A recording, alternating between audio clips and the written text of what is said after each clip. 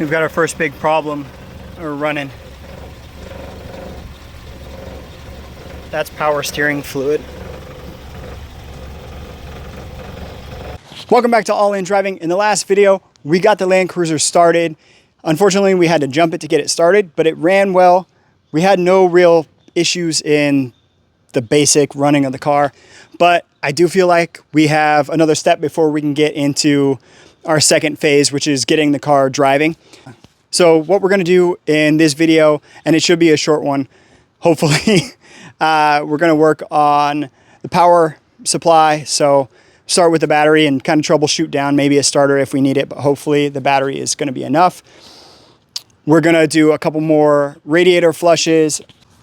We're gonna try to troubleshoot the power steering fluid and where that's going so we can order the right parts. We're gonna check the hood connector cable assembly to make sure that that's actually working. I know I need to replace this, but if we need to run the cable, it's gonna be the best time once we have this off. We're gonna check the wheels. I'm gonna take steel brush to them and see if they're worth reconditioning or if I'm gonna have to spend a little more money to buy new wheels.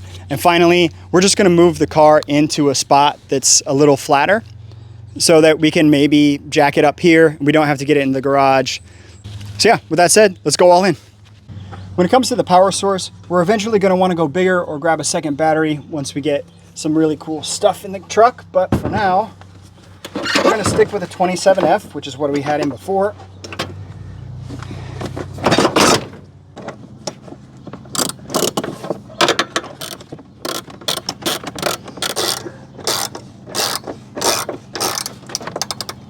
Once this battery's done for and we're ready for an upgrade, or maybe even sooner, we're gonna upgrade all these cables. Hey, we're getting some action. With the battery in, we're gonna turn it on. Hopefully it starts. If it starts, that's all we need to worry about for this for now. Starts right up, baby. Here we go. When we started the car up last time, as soon as I started it, the power steering fluid just dripped and rushed out actually from under the car. I need to know where that's coming from. Let's turn off the car, check this cable, and then get under there. All right, now pull it a couple times. So you can't see it very well, but it's right next to the spring there. That works. Thank you. So from down here, it's definitely dripping. I don't think it's coming from the pump. I think it's coming from the high pressure hose, most likely. Oh my God. Oh, is that a hose? Is that foam? It's coming from here, I think. Now these wheels, there's not a ton of rust, but they're real pitted. There's some oxidization starting. Obviously these, the lug nuts are rusted to shit. But what I wanna do in this video is just see what we can do to work this down.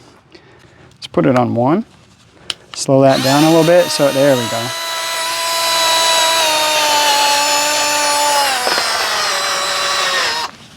In here, we'll clean it, we'll do a real good job, and I think that's gonna work.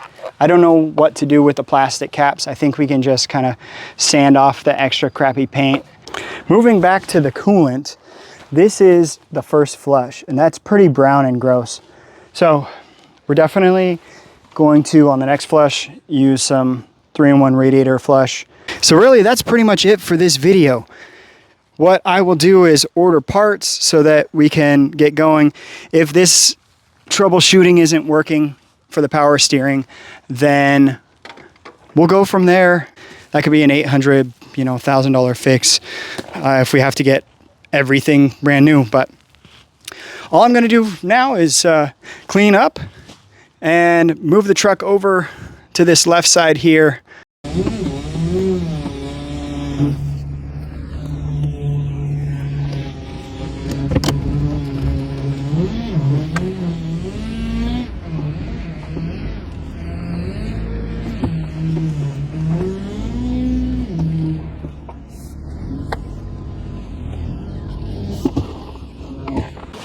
Thank you so much for watching the video. We're just getting started with this build, so hit subscribe and follow along. Give me a thumbs up if you enjoyed the video. We'll see you in the next one.